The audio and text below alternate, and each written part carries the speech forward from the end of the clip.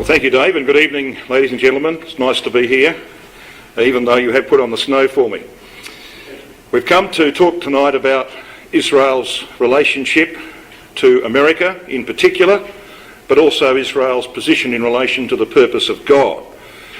So I'm going to start with the fundamental and overarching principle I'm going to use during this address this evening. It comes from Daniel chapter 4 and verse 17.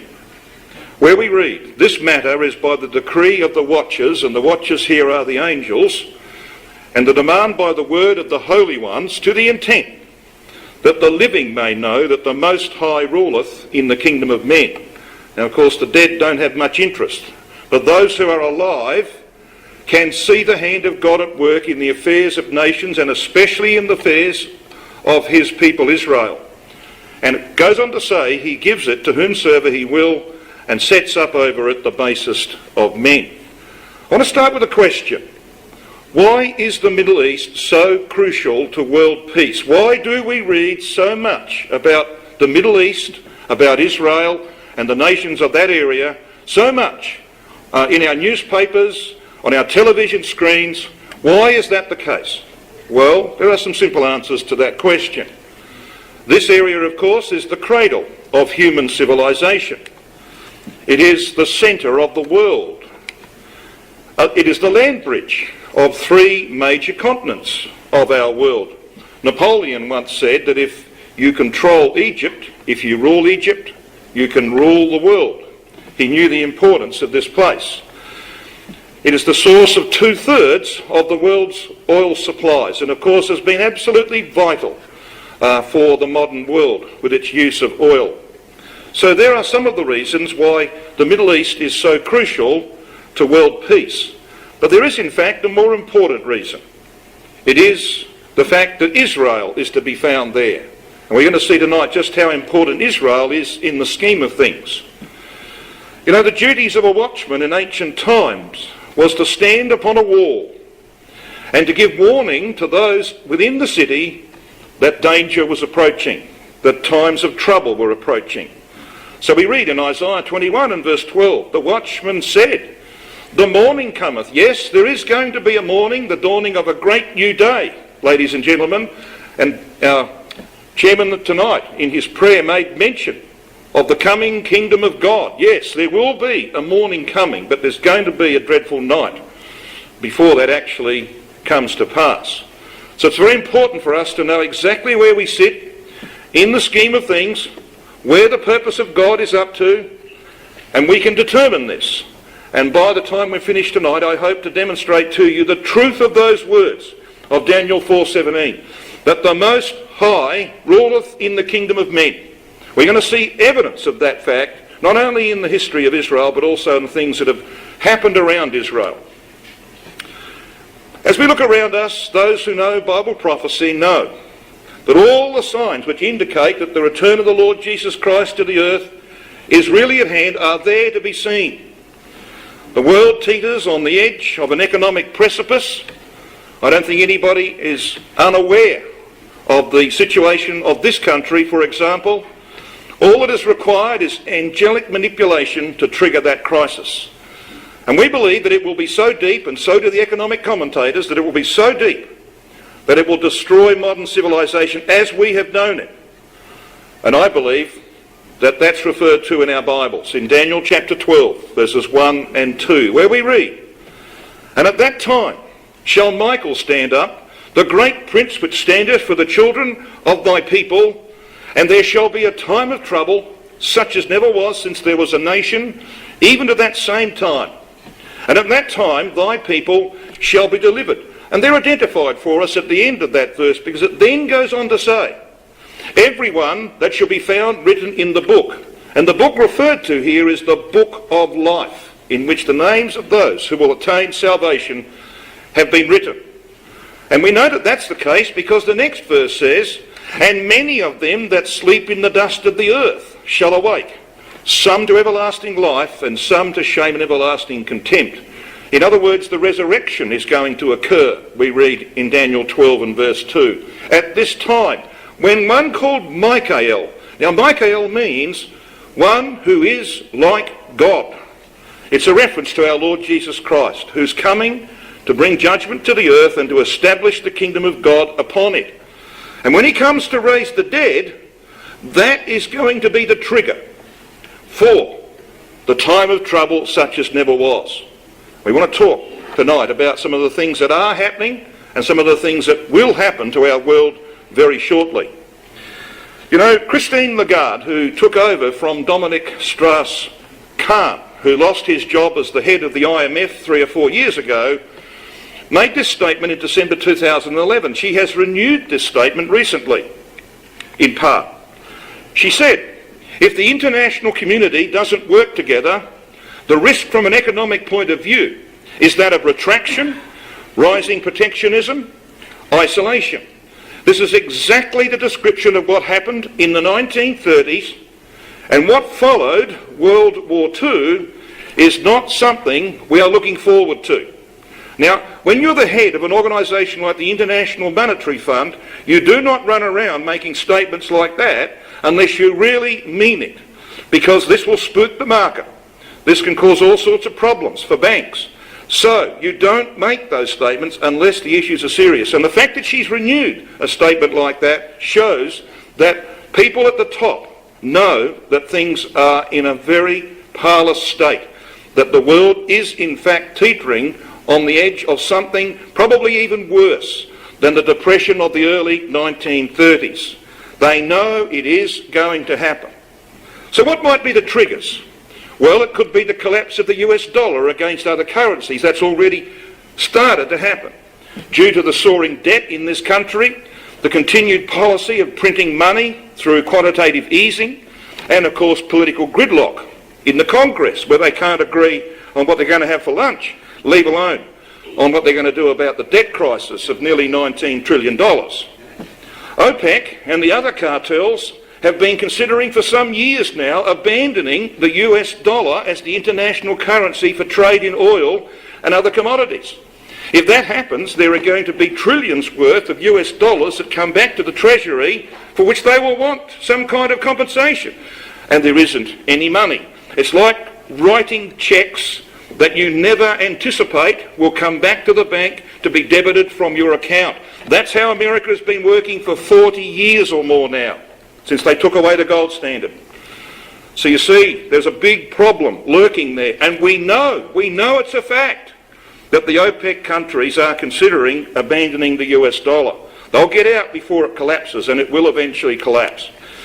The departure of Greece will similarly bankrupt southern European countries, and there are quite a few of them, from the Eurozone could bring down the ECB, the European Central Bank, which is in debt, which has debts of something like $450 billion to Greece alone, leave alone the other countries that are nearly bankrupt in Europe.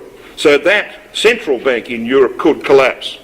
Or it could be serious natural disasters that disrupt world trade and the supply of food. And one of those might well be the catastrophe that's looming in California.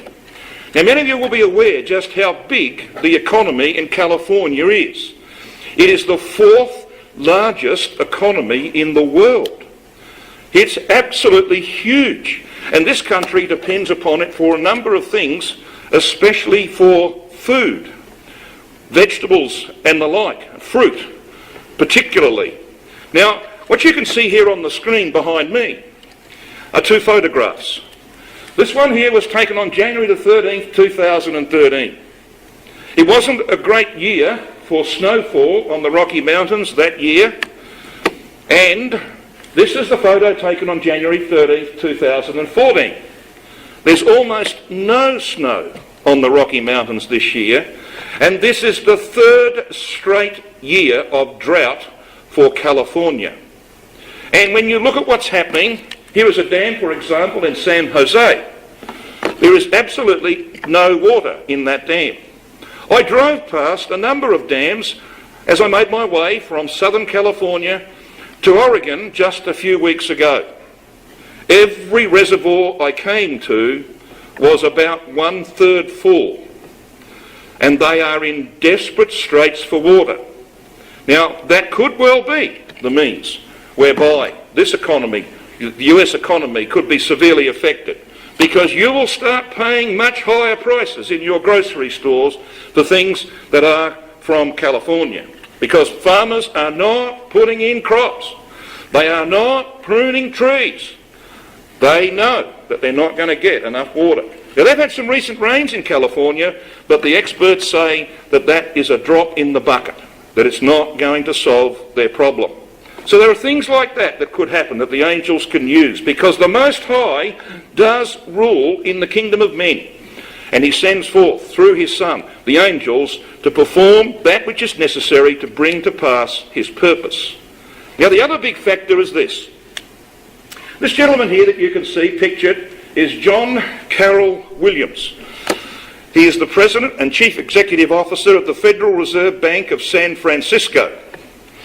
He serves on the Federal Open Market Committee. He is a world-renowned economist. He issues a fairly regular update on the way things are going, called Shadow Government Statistics. The latest one, which came out on January the 7th, 2014, makes some very interesting opening comments about what he expects, but I'm going to summarise it for you. He expects that there's a 90% chance of hyperinflationary Great Depression beginning in 2014. And there are something like 50-odd pages provided then of the detail of why he makes that assessment. Now, this gentleman is not a nutcase. This gentleman is in charge of a big organisation. This gentleman is involved in the National Treasury. He's not going to make statements like that unless there are truly serious issues involved. And so anybody that's opening their eyes to what's going on around them knows that we're living in very dangerous times. You know, it just seems to go on, doesn't it? Day after day. And we go to the shops today and we go to the shops tomorrow. Well, the day will come when there won't be anything on the shelves. The day will come when people will be lined up at banks and not going to work. That day is not that far away. And so we need to know where we sit. And our Lord Jesus Christ gave a very clear warning, ladies and gentlemen, about what it would be like when he returned to collect his servants, to raise the dead, to give rewards to those who had served him in their time of opportunity, who were still alive and remained on the earth. He said that he would come in times likened to the days of Noah and of Lot. And when you read this section of scriptures, Luke 17, 26 to 30, he says, "As it was in the days of Noah, so shall it be in the day of the coming of the Son of Man." What were they doing? They were eating and drinking and marrying and being given in marriage. And it would be like the days of Lot, he says. What were they doing in the days of Lot? Well, they were eating and drinking. They were buying and selling and building and planting. Yes, it was a very prosperous time in both eras, in the time of Noah and the time of Lot when he lived in Sodom. But it all came to an end. All of that eating and drinking, marrying and being given in marriage, buying and selling, planting, building, all of that came to an end in a day. It all collapsed when the door of the ark was closed and Noah and his family were locked away, and when Lot and his family were removed from Sodom. It all collapsed. And that's exactly what's going to happen again.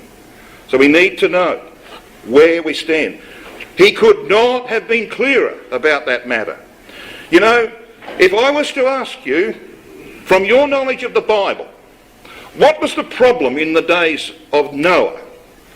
You would answer me what it says in Genesis 6, that the world was filled with violence. Is our world filled with violence? Yes. If I was to ask you, what was the character of the days of Sodom? You would say, well, homosexuality was rife. Immorality was rife. Yes, Christ does not mention one word in Luke 17 about violence or about homosexuality or immorality.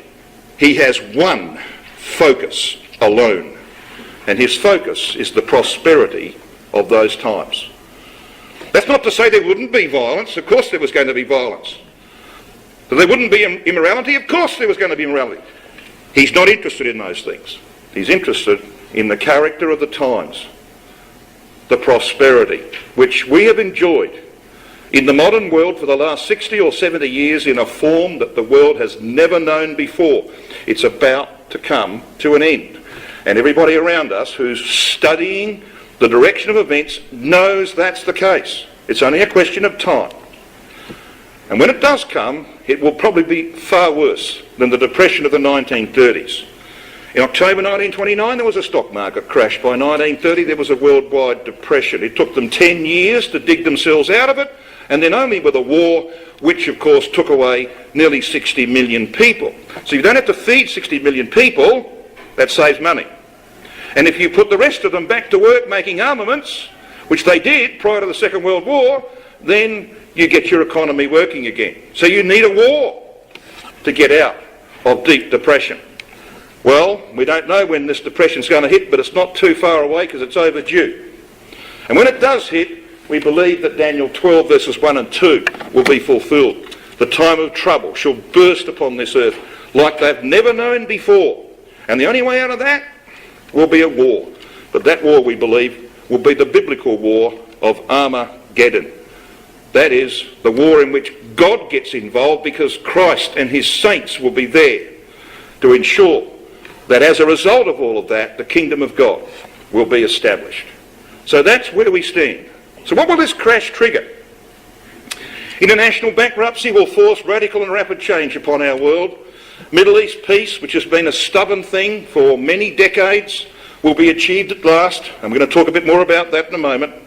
Most nations will be forced from financial considerations alone to forsake their foreign adventures, allowing Russian expansion, which the Bible says is going to happen prior to Armageddon.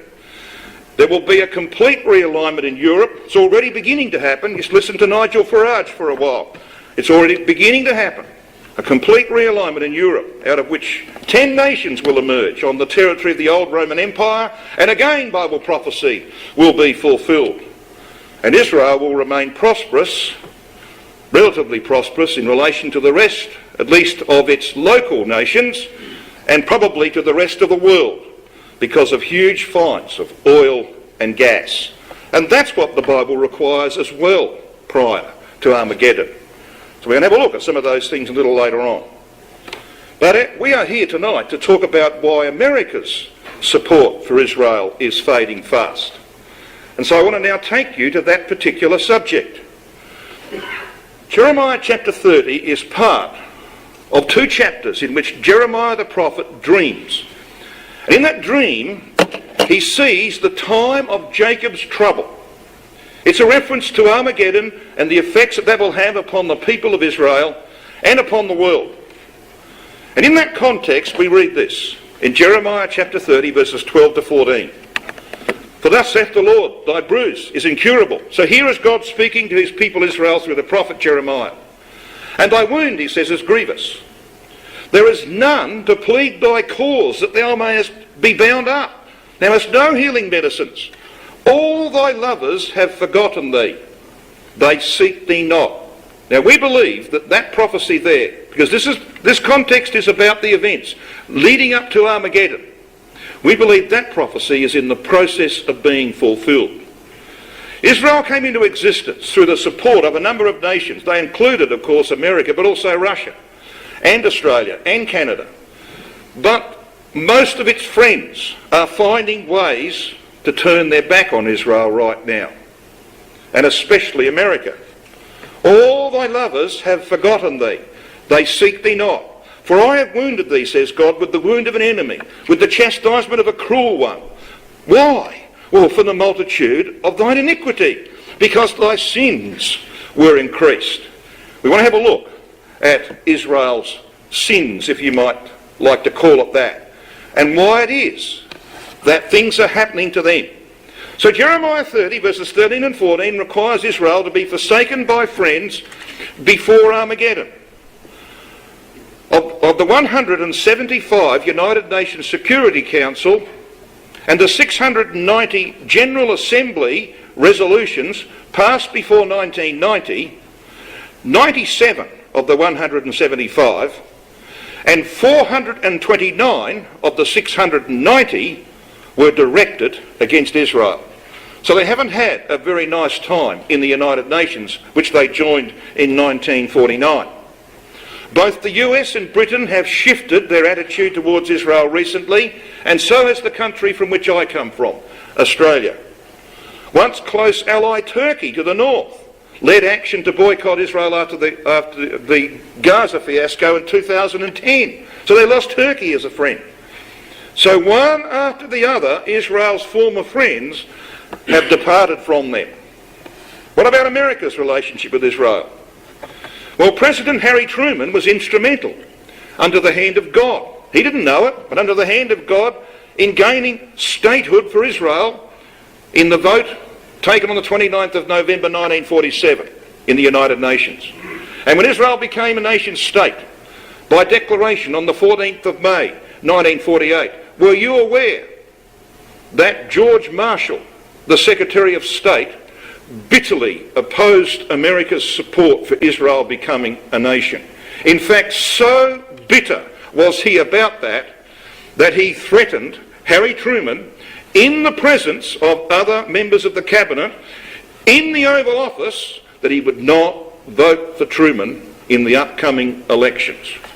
That's how bitter he was about Israel becoming a nation and having America's support in the UN.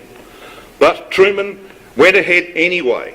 He was also instrumental in the admission of Israel to the United Nations in 1949. The US helped Israel win 3 wars.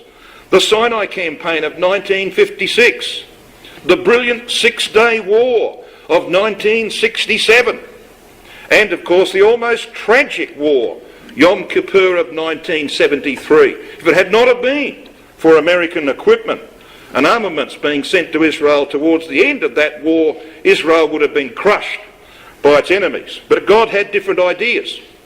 God was not going to allow Israel to be crushed by its enemies. And so America came in and help was provided. Israel relied on US finance in the past, but now Israel does not need the US to prop it up anymore. And the US can no longer afford to do it anyway. And under President Obama, US relations with Israel have sunk to their lowest level in modern history. Now, there are probably reasons for that. I'm not really interested in the reasons for it. I'm only interested in the fact that it's a fulfilment of Bible prophecy. America is departing from its support that was just taken for granted for 5 or 6 decades. That now has changed. Well, so why has it changed? Why can Israel now thumb their nose at America? Why don't they need the American checkbook all the time? Well, because they've become very prosperous. Well, how has that happened? For 4 decades or more, Israel was ruled by socialist governments. They started with David Ben-Gurion, and then every prime minister thereafter had some kind of socialist background. They couldn't run an economy to help themselves. You know, that's the way it is. Socialist, communist governments, they don't know how to run economies. And so there was economic sluggishness in Israel for 40 or 50 years.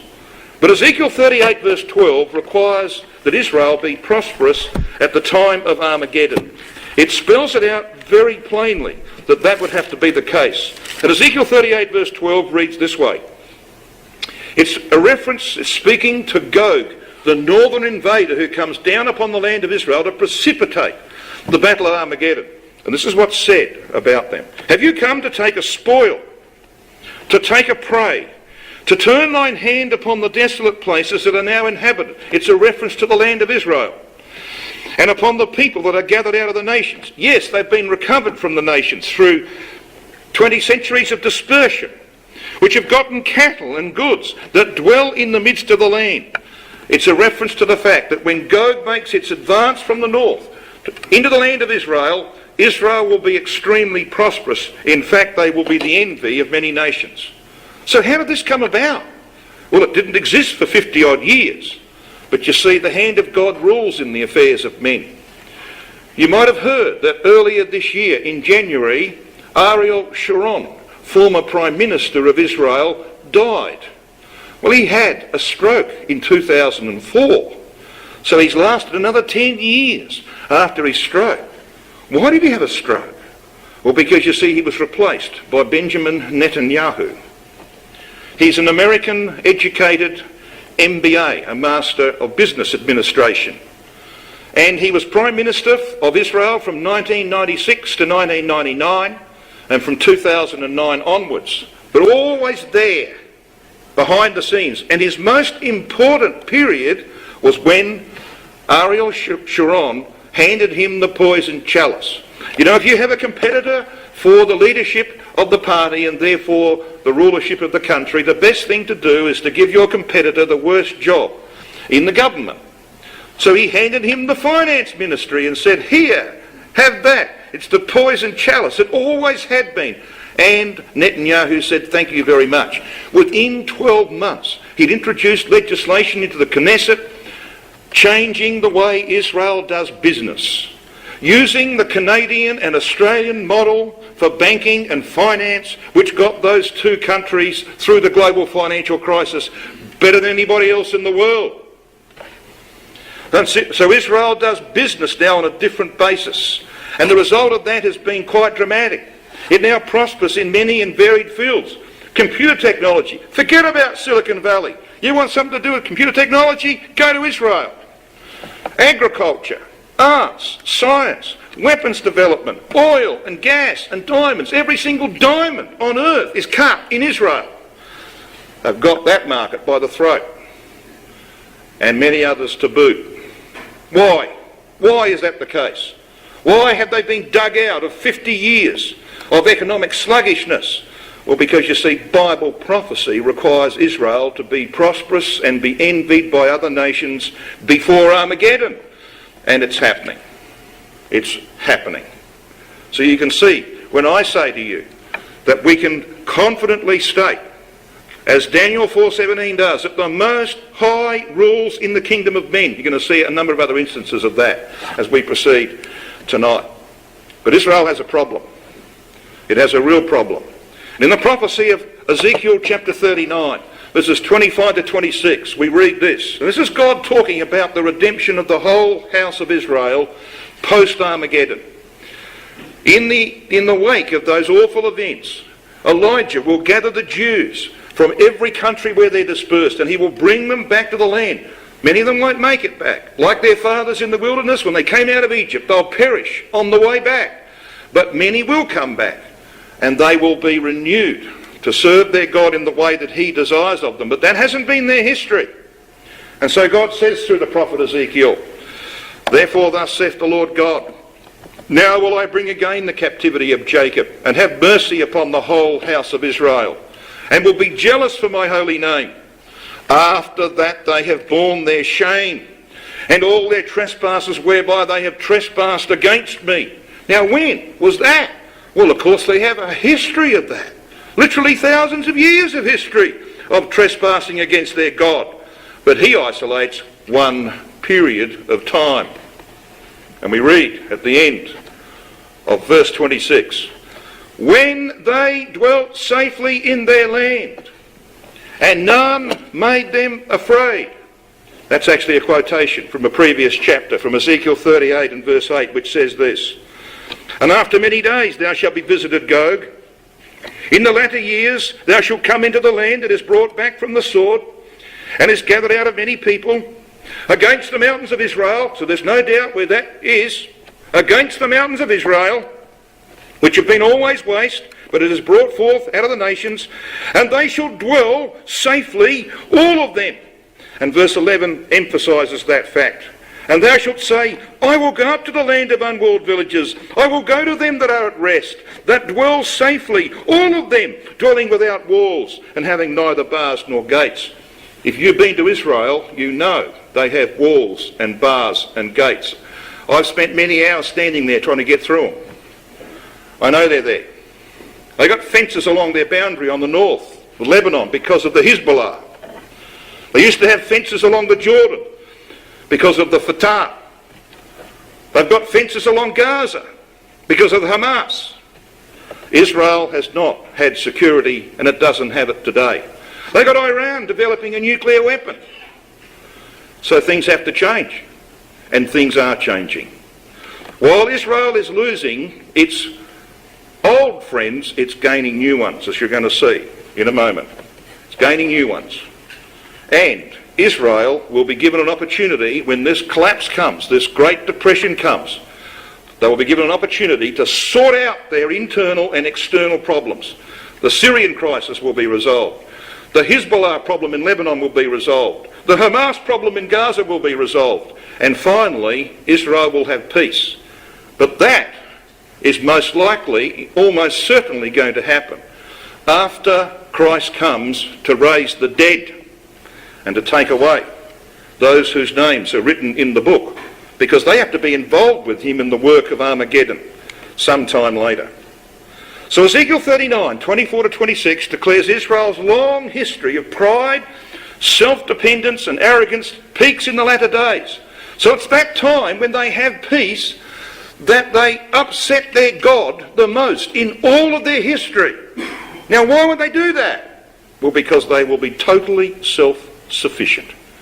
They have found abundant quantities of oil and gas, and they are a secular people who regard what they have achieved as being by the power of their own arm. And I'm going to show you something about the finds of oil and gas that Israel has made in recent years. Why didn't they find this before? Didn't they have the technology? Well, because you see, God didn't want them to find it before. That's why. Israel attributes its success to its own ingenuity and endurance under duress and oppression and attack. Suppression of local enemies and a peace deal with Russia, the latter-day Assyrian, and the book of Isaiah and the book of Micah will see Israel reduce defence expenditure and feel secure at last. But it won't last for very long, because Armageddon is going to come hard on the back of that. So here we've got just a brief word about Israel's new oil and gas finds, which will make it a superpower in that field. There's comments like this: the geopolitical realignment of the new Eastern Mediterranean Energy Alliance represent. This is what this is going to do. The literal shift of power away from the world's oil and gas tyrannies like OPEC, that the new energy realities, including Israel's rise to energy superpower status, represents for the democratic world. Now, this is from an article in a magazine called Fuel Fix back in April 2013. So you've got these red dots which represent the finds of oil. You've got these yellow patches in the Mediterranean. There's Cyprus, there's Israel. These yellow patches represent the gas fields. Leviathan and Tamar are the two biggest ones of those. And they will be independent from the rest of the world for 50 years and be a supplier of oil and gas for 50 years. It is an absolutely dramatic shift in Israel's fortunes. Why would that happen? Well, it happens because Bible prophecy requires that Israel be prosperous before Armageddon. And so it will be. So here we've got another little section out of this article in Fuel Fix, 4th of April 2013. Israel's transformation from a land of milk and honey, language of the Bible, into a land awash with oil and gas money is underway. When the country's offshore Tamar field finally started pumping domestic natural gas direct to Haifa on the last day of March 2013, it meant that Israel was no longer in the thrall of its Arab neighbours for gas imports. And it also signalled the beginning of what could be an Israeli energy superpower status. However, don't take my word for it, says the writer of the article. Take the words of Russia's Vladimir Putin, or, much more significant, his recent actions.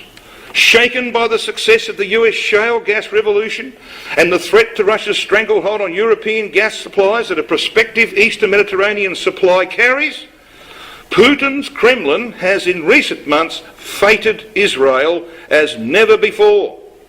In February, this culminated in Russia's Gazprom signing a landmark deal, giving Russia a major stake in the future distribution of massive Israeli gas resources. It is also likely to be just an entree deal now that Moscow has a place at the Israeli energy table. So Israel's developing relationships with Russia, and that relationship's going to get much closer, says the Bible.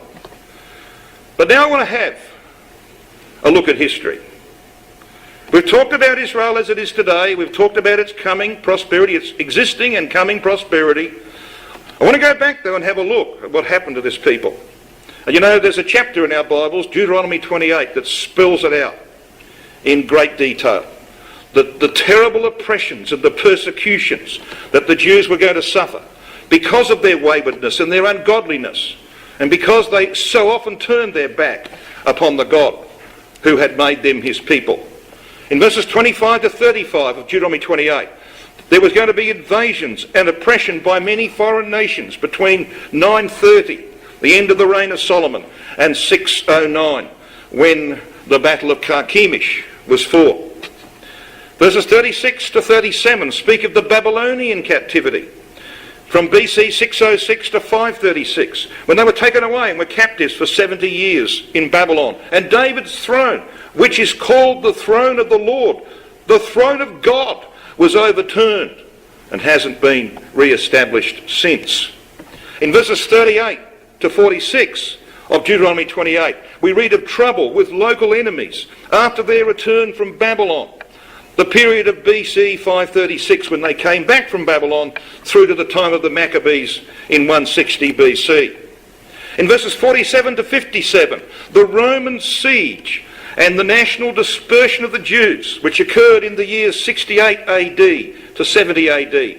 70 AD is etched in Jewish history as one of the worst times in all of their history, when 2 million people perished and the rest were carted off into captivity by the Romans. Verses 64 to 67 speak of a long history of millennia, 2 millennia, of pogroms and inquisitions and the Holocaust of World War II, which capped it off from the years AD 135 to 1945. It has been an horrendous history for any people. And of course it's well depicted in history, not only in words but in pictures. And here we have from the Arch of Titus in Rome that vision, that scene of Roman soldiers carrying the menorah from the temple in Jerusalem through the streets of Rome in the victory, celebrating the victory that they had over Judea. And of course history has gone on like that ever since. The history of this people is almost unspeakable, ladies and gentlemen. The agony that has been suffered, the millions who have perished, we would hardly be able to imagine the horror involved in all of that in the age in which we live. And then, of course, in the 20th century came this man. And 6 million Jews perished at the hands of Adolf Hitlergruber, otherwise known as Adolf Hitler, and his cronies, Göring and Himmler, and all of those who were involved in the immolation of 6 million Jews by one means or another. You know, God said about this man and his cronies in Jeremiah 16 verse 16. And after he says, "Will I send for many hunters, and they shall hunt them from every mountain and from every hill and out of the holes of the rocks." Why did God send hunters? Well, you just read the previous verses of Jeremiah 16. He tells his people Israel through Jeremiah, "I want you back in my land, and I'm going to get you back in my land in the latter days." Israel has to be in the land called Israel before there can be an Armageddon, before there can be the return of Christ to the earth. But they didn't want to go back. There was a few agriculturalists and a few others that drifted back to the land of Palestine, as it was called, prior to 1948. They didn't want to go back. The European Jews, especially those in Germany, were extremely comfortable, like the 6 million Jews in America are extremely comfortable. But they're going back to that land too, pretty soon, because their comforts will be taken away. Just like the generation in Germany in the 1930s had their comforts taken away. Kristallnacht, 1938, the smashing of Jewish synagogues, was the beginning, of course, of the Holocaust. And the treatment that was dished out is almost unspeakable. So God sent hunters. You won't go back willingly when I send fishermen like Theodor Herzl and Chaim Weizmann? You won't go back through them? Well, I'm going to send Hitler and company. and see how you manage them. And they're back, aren't they? They're back in the land, and they're a nation once more. And of course, in this country, almost every major city has got some kind of Holocaust memorial. This is the one in Washington, D.C., which I went through a few years ago. It doesn't matter where you go. You know, even in little places like Richmond in Virginia, they've got a Holocaust memorial. You've got one in Detroit, I don't know. Probably you have. Yes, because they're memorialising the suffering of the Jews, and there are 6 million Jews in this country. Well, the Bible speaks about all that. The special status of the Jews in the purpose of God. Isaiah 43 verse 1, it says this, "But now thus saith the Lord that created thee, O Jacob, and he that formed thee, O Israel, fear not, for I have redeemed thee. I have called thee by thy name. Thou art mine." But there's a principle involved here, the principle that Christ expressed. To whom much is given, much is required. God called them as his people. They did not meet his expectations. He punished them. And they've been punished, of course, gravely for a long, long time. But he has a plan for them. But there's something very, very important about what Isaiah says. He goes on to say this in verses 2 and 3. "When thou passest through the waters, I will be with thee. And through the rivers, they shall not overflow thee. When thou walkest through the fire, thou shalt not be burned, neither shall the flame kindle upon thee. For I am the Lord thy God, the Holy One of Israel, thy Saviour. I gave Egypt for thy ransom, Ethiopia and Sheba for thee." You know, when you go to the Holocaust Museum in Washington, D.C., inside on the wall, and it's a pretty big wall, are these words. "Ye are my witnesses." Isaiah chapter 43. You can see those words, can't you? They come from this section of Scripture. "Ye are my witnesses." Because God goes on to say this, "Let all the nations be gathered together, and let the people be assembled. Who among them can declare this and show us former things? Let them bring forth their witnesses." They don't have any. "That they may be justified, or let them hear and say it is truth." God points to Israel, and he says, "You are my witnesses, and my servant, whom I have chosen, that ye may know and believe me and understand that I am he. Before me there was no God formed, neither shall there be after me." You know, ladies and gentlemen, today historians marvel that the Jewish nation is there at all. They marvel that the Hebrew language has been revived after 20 centuries when it didn't exist. Now, think about this. Is there one nation anywhere on earth today that had its roots going back even 1,000 years or 2,000 years that was treated like Israel was treated? Massacred, persecuted, scattered and dispersed. Is there anyone? No. But Israel was back there as the nation around about 1,500 years before Christ. They were dispersed in AD 70, then again in AD 135. The Romans finished them off, good and proper. And they've been scattered to all nations. But they're now back in the land as a nation. They have a seat in the United Nations. The Hebrew language is the language of the country. It's been revived. That is a miracle. And God is saying to you and me, it's never happened before, but it has happened to my people because I am their God and I made promises to their fathers, Abraham, Isaac and Jacob, and I'm going to fulfill those promises despite their wickedness. I've been dealing with that, and I'm going to recover them and turn away ungodliness from Jacob, and I will put them back in my land, like I promised Abraham. Now that is what's happened. There is the proof that God exists. Look at Israel. Look at its history. You have proof that Almighty God exists and rules in the kingdom of men. There can be no question about that. And he has a plan. And his plan is to deliver Jacob in 2 stages. The Lord Jesus Christ will save the tents of Judah first, immediately after Armageddon. Judah here refers to the Jews in the land at the time of Armageddon. But there are many Jews outside the land. There's something like a total of 13 million Jews in our world today. A lot of them outside the land. Elijah will lead the second Exodus for 40 years to recover all the Jews outside the land, we are told in prophecies like Ezekiel chapter 20. So these are the stages. You have the beginning of Elijah's work to warn the Jews that they're going to get a great sign, and that sign will be the sign of Armageddon. When they get that, they'll know that they have to leave, because there won't be anything to stay for. Society as we know it will be totally destroyed.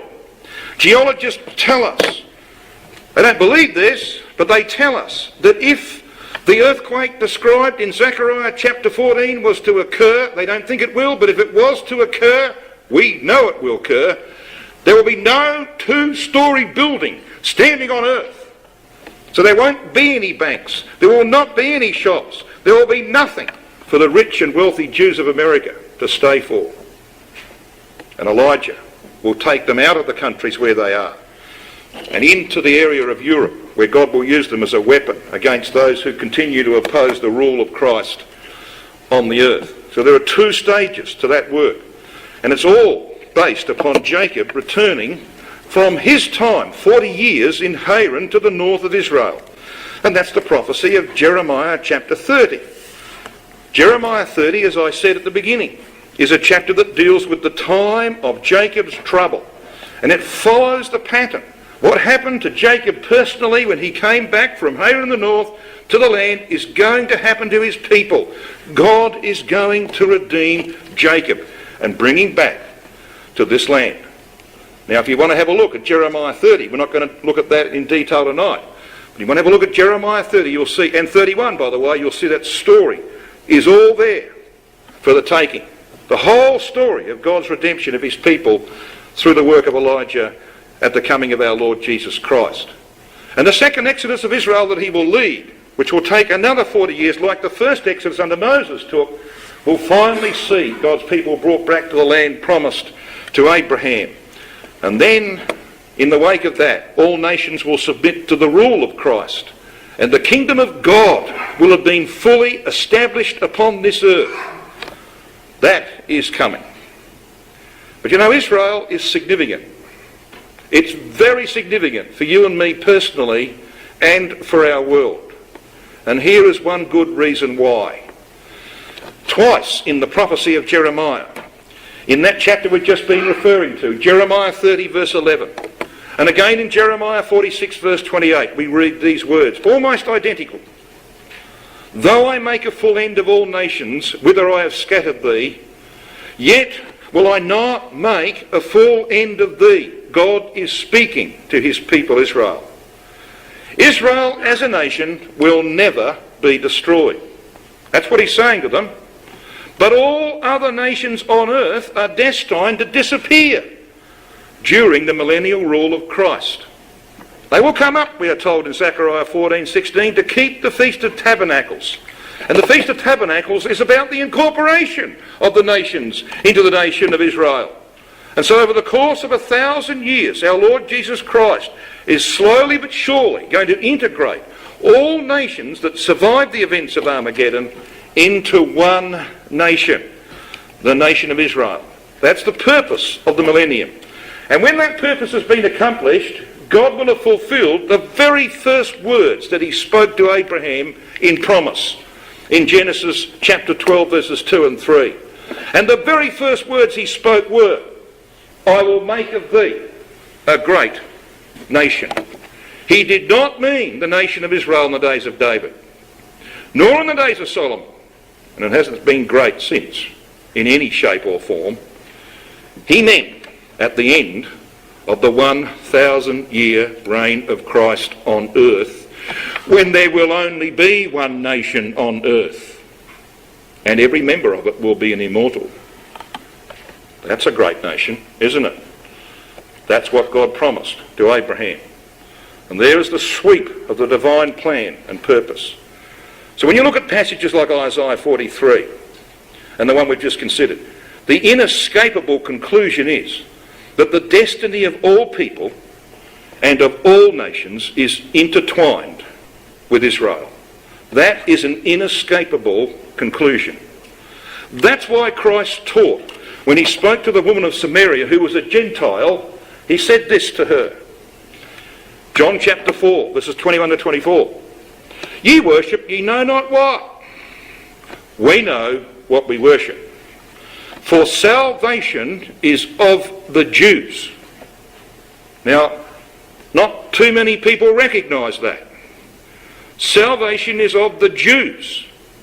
But the hour cometh, he says, and now is when the true worshippers shall worship the Father in spirit and in truth. By spirit, of course, is meant sincerity, enthusiasm, keenness, and truth. So there are two essential things that God is looking for in those who will ultimately come to salvation.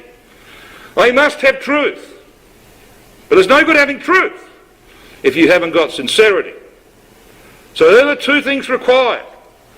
And you have to know why and how salvation is of the Jews. So why is it of the Jews? Well, the Apostle Paul taught in Romans 8 verse 24, for we are saved by hope, it says in the King James Version. But if you look at the Greek text, there is a definite article before the word hope. For we are saved by the hope, Paul is saying. But hope that is seen is not hope. For what a man seeth, why doth he yet hope for it? So what was Paul's hope? What was the hope that dominated the life of the Apostle Paul? Well, he tells us. When he was in chains in Rome, in Acts chapter 28 verse 20, he says, for the hope of Israel I am bound with this chain. So what's the hope of Israel? It's the promises that God made to Abraham, Isaac and Jacob, rightly and properly understood and believed. I want to finish tonight, ladies and gentlemen, by showing you just how close we are to these things becoming a reality. In Luke chapter 21, the Lord Jesus Christ turned to his disciples and gave them a warning which would echo down to our times, because it has to do with our times as it did in its early parts to do with theirs. It is called the Olivet Prophecy. And in Luke 21 verse 24 we read this. He said to them, and they, the Jews, shall fall by the edge of the sword and shall be led away captive into all nations. That happened in AD 70 and was finished off in AD 135. And Jerusalem shall be trodden down of the Gentiles, which it has been. There have been numerous armies, literally scores of armies that have trodden down Jerusalem over the centuries. But there would be a termination of that until the times of the Gentiles be fulfilled. Now Jerusalem was in the hands of foreigners from AD 70 until 1967, at least Old Jerusalem. And here we've got what's called the Western Wall. It used to be called the Wailing Wall, where Jews went to wail for centuries, crying out, next year in Jerusalem. Well, that year came. It came in 1967 as a result of the remarkable events of the Six-Day War. Christadelphians saw that as a fulfilment of Bible prophecy. We knew that was a signal that the times of the Gentiles were up. But that's not where the Lord Jesus Christ stopped. He went on to say this in verses 25 and 26.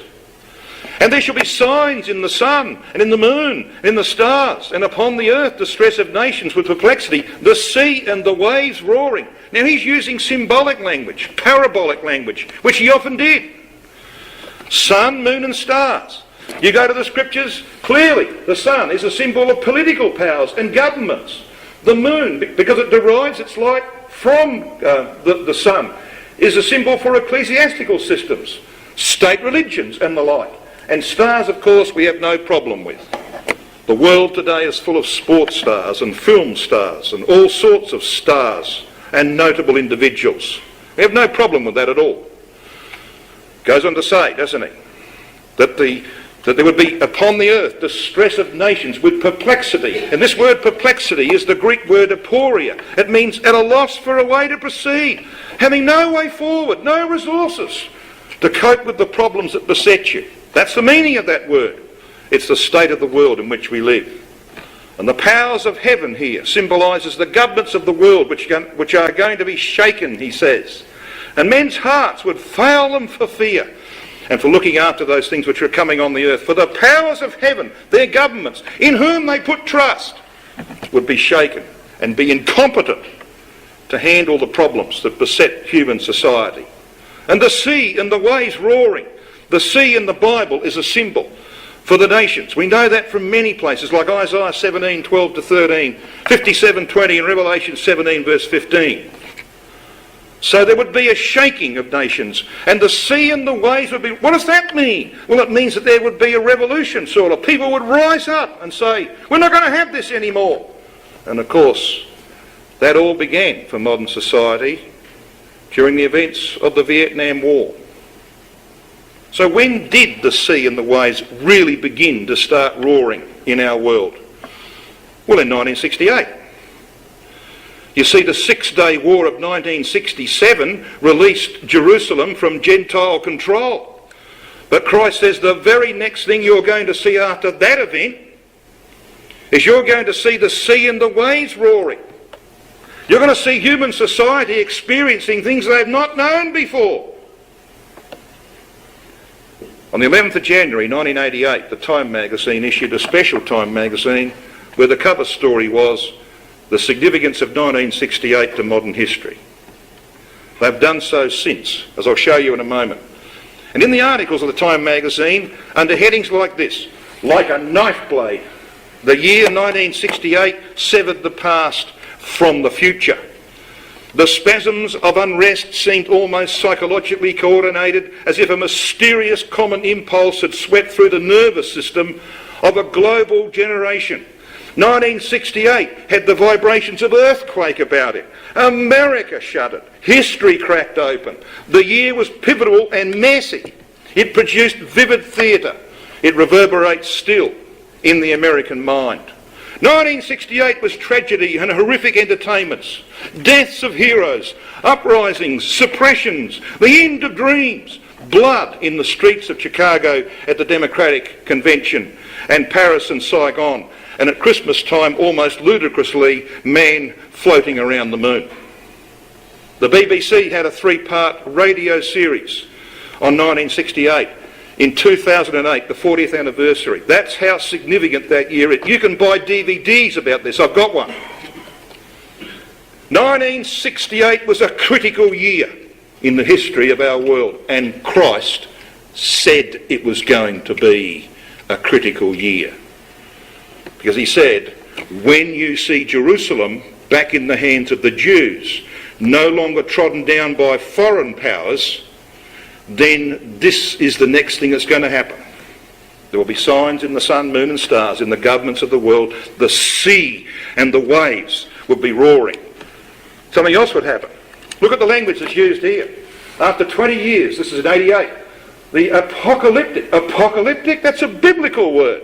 The apocalyptic events of 1968 are still reverberating. The people who wrote this article got no idea about the Bible, but they use words like that. Under the heading An End of Heroes, the year had many legacies, but the assassinations were among the most important and were the hardest to bear. They altered history and broke something essential in the national morale. They broke hope. The best leaders of our time were dead, Tom Hayden says now. They had been murdered. That is the heart of the tragedy. By 1968, I knew I was part of an apocalypse, which is different from the early idealism. You feel you are carried by events that are out of your control. That's exactly what Christ said. Distress of nations with perplexity, no control, no way of escape. And that began in 1968. Now, to some people sitting in this room, that's ancient history, isn't it?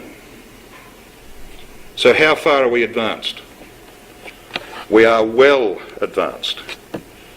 The world began to see things it had never seen before, despite 2 world wars in the century. The streets of Paris in absolute ruins. Mexico, the Russian tanks in Prague, Martin Luther King shot, Robert Kennedy shot by Sirhan in California. And so on it went. That was Paris in 1968. You didn't go to Paris then, did you? So you see, that's what began in 1968 in fulfilment of Bible prophecy. But he didn't finish there. He said this, and he spake to them a parable, behold the fig tree and all the trees. So when, he says, they now shoot forth, ye see and know of your own selves that summer is now nigh at hand. So, likewise ye, when ye see these things come to pass, know ye that the kingdom of God is nigh at hand. Verily I say unto you, this generation shall not pass away till all be fulfilled. So what's the fig tree represent in the Bible? Well, it's a symbol for the nation of Israel. But he doesn't just highlight Israel, does he? Behold the fig tree, he says, and all the trees. And trees in the Bible are a symbol for nations. When Israel became a nation in 1948, there were 57 nations in the United Nations. There are now 192. Trees, little national trees, have popped up everywhere in the earth in a way they never have before. Why? Because Christ said it would happen in the wake of the nation of Israel becoming a stubborn fact in the earth to demonstrate that the God of Abraham, Isaac and Jacob exists. That's why. And there's your proof. The kingdom of God, ladies and gentlemen, is not far away. But you know, the watchman said, behold, the morning cometh, and so does the night. And there is a night coming. 1948, Israel became a nation state, the fig tree. Then we entered the mad period, the mutual assured destruction period of nuclear warfare. 1967, the Six-Day War, Jerusalem freed, a milestone in the fulfilment of Bible prophecy. 1968, the era of perplexity, which is ongoing today. 73-74, the Yom Kippur War and the consequent global fuel and economic crisis because the Arabs turned off the worlds. 87, the stock market crash, which sent reverberations around the world. 91, the Gulf War and the consequent recession. 2001, 9/11, who needs to be told about that? And its effect upon our world. Global warming, erratic climate, all of those things, they're happening. 2008, the global financial crisis, the guarantee in the way they handled it that a Great Depression would soon come, and it's not very far away. And Christ said, and then they shall see the Son of Man coming in a cloud with power and great glory. And he says to his disciples, when these things begin to come to pass, then look up and lift up your heads, for your redemption draweth nigh. He is coming to redeem the faithful who are looking for him. And when he comes, he will establish the throne of David in the earth again, and Jerusalem will no longer be a place fought over by peoples and nations and religions. It will become the throne of the Lord. At that time they shall call Jerusalem the throne of the Lord, and all nations shall be gathered unto it to the name of the Lord, to Jerusalem, neither shall they walk any more after the imagination of their evil heart. And when that's a fact, the work of recovering and converting the Jews will be well underway, and they will be converted to their God. Those in the land already, and those outside the land on their way. And the outcome? The Lord also shall roar out of Zion, and utter his voice from Jerusalem, and the heavens and the earth shall shake. But the Lord will be the hope of his people, and the strength of the children of Israel. So shall ye know that I am the Lord your God, dwelling in Zion, my holy mountain. Then shall Jerusalem be holy, and there shall no strangers pass through her any more. Israel in the land is a guarantee that that is going to happen. where might we be then? The Lord Jesus Christ said to his disciples, go into all the world and preach the gospel. He didn't mean the gospel taught in the catechisms of modern religions. He meant the gospel he taught. You know what gospel he taught? The hope of Israel. The Abrahamic covenant. The Davidic covenant. The great covenants of the Bible, which form the gospel of the kingdom of God and the name of Jesus Christ, by which we can be saved. He that believeth and is baptized shall be saved, but he that believeth not shall be condemned. We need to look at our future very seriously, and if necessary take the steps to salvation. To attain that knowledge and understanding of the hope of Israel and all that pertains to it,